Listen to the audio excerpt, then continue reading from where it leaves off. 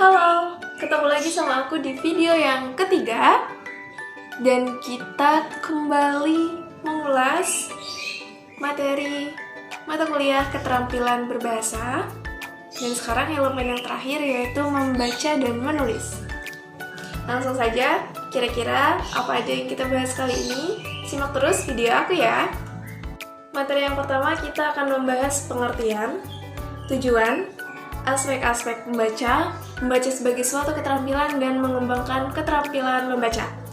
Kemudian yang pertama, pengertian. Membaca adalah suatu proses yang dilakukan untuk memperoleh pesan yang hendak disampaikan penulis melalui kata-kata atau bahan tulisan atau memetik serta memahami arti yang terkandung dalam bahan yang kita baca. Jadi melalui membaca itu kita dapat memperoleh pesan-pesan, informasi, kemudian ilmu yang disampaikan penulis dengan tujuan ingin diserap dan disampaikan kepada kita sebagai pembacanya. Tujuan dari membaca yang pertama antara lain untuk memahami isi, tentu saja memahami isi atau pesan, dan juga mencari informasi. Aspek-aspek membaca yang pertama itu disebut dengan mekanis. Nah, disebut dengan sebagai keterampilan mekanis dianggap sebagai keterampilan yang tahap paling rendah. Kemudian kedua yaitu tahap yang paling tinggi, yaitu disebut dengan keterampilan pemahaman. Kalau kita membaca sekaligus kita bisa paham dari apa yang kita baca, maka sudah mencapai keterampilan yang dianggap tingkat yang tertinggi.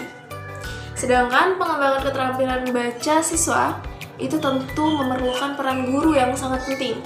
Melalui pengarahan guru untuk mengarahkan siswa agar terampil membaca, maka siswa dapat menjadi seseorang yang terampil. Guru dapat mengajarkan cara membaca yang baik bagaimana, guru dapat mengajarkan perihal macam-macam kata, memperkaya kosakata, dan juga memberikan pemahaman, memastikan pemahaman siswa terhadap apa yang dibaca oleh siswa. Selanjutnya materi yang kedua yaitu membaca nyaring dan membaca dalam hati. Membaca nyaring adalah keterampilan membaca dengan melafalkan bunyi-bunyi, menggunakan intonasi dan juga suara yang cukup keras. Nah, membaca nyaring ini ada beberapa jenisnya, yaitu antara lain membaca nyaring dengan terpandu dan juga bergilir.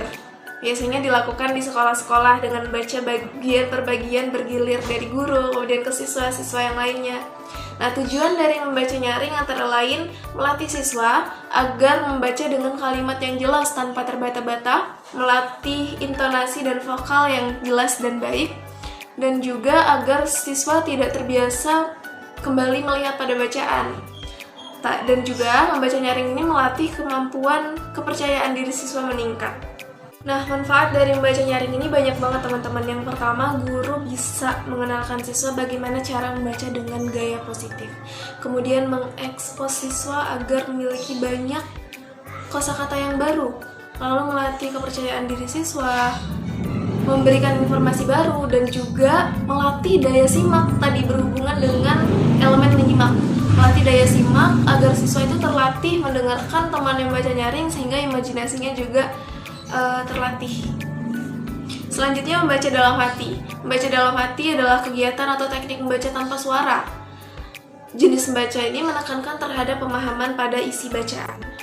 Nah, tujuan membaca dalam hati itu biasanya untuk meningkatkan pemahaman yang lebih mendalam, menemukan pola-pola teks, mengetahui maksud pengarang.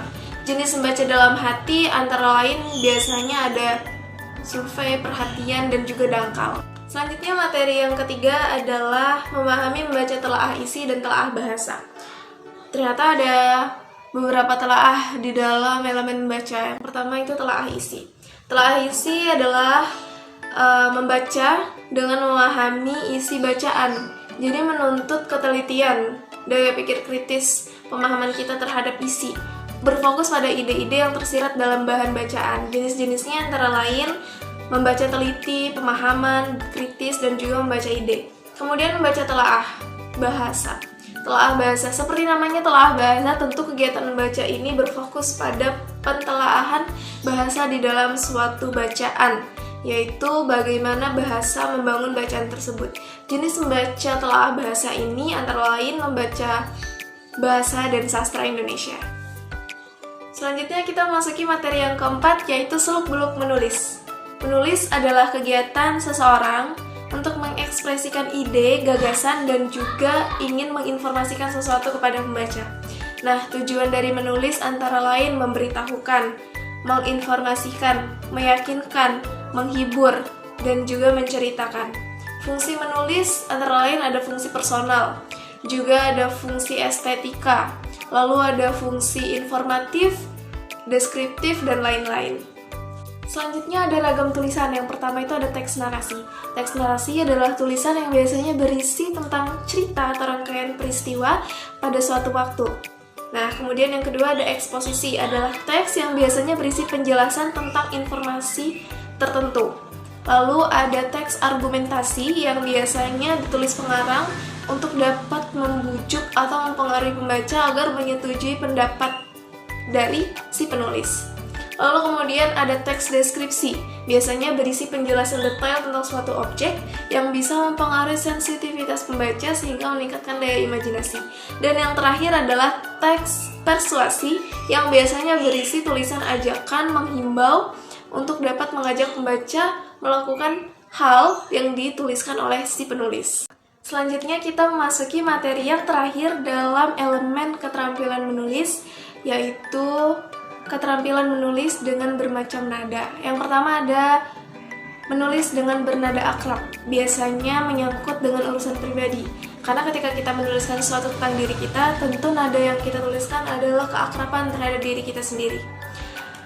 Contoh dari tulisan ini adalah tulisan catatan harian atau buku diari, kemudian esai pribadi, intinya yang menyangkut tentang diri atau personal kita sendiri. Nah, ciri-ciri dari tulisan ini adalah tentu menuntut keterus-terangan, kewajaran, kejujuran, dan juga ketulusan.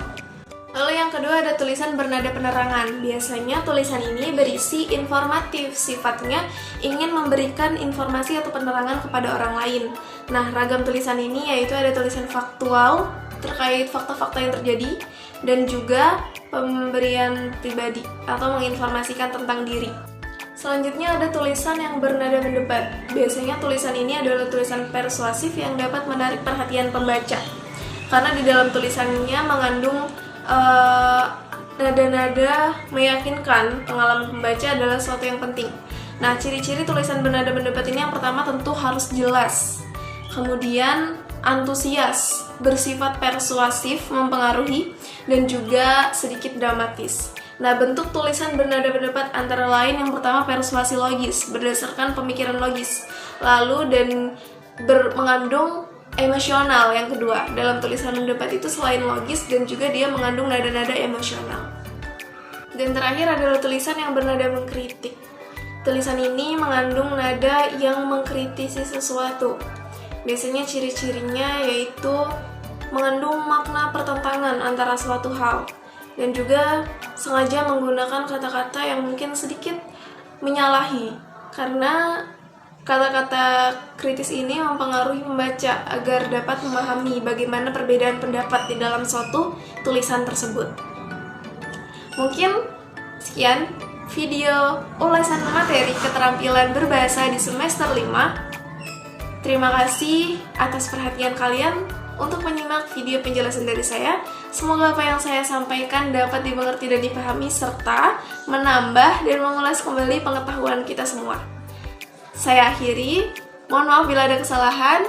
Sampai jumpa di lain waktu. Bye-bye!